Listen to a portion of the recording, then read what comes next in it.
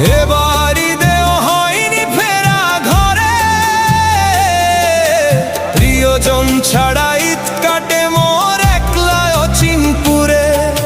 নিঃসঙ্গতা কুরে কুরে খায় তবুও মুখে হাসি, আমি যে প্রবাসী, আমি যে প্রবাসী। সবাই ভাবে প্রবাসী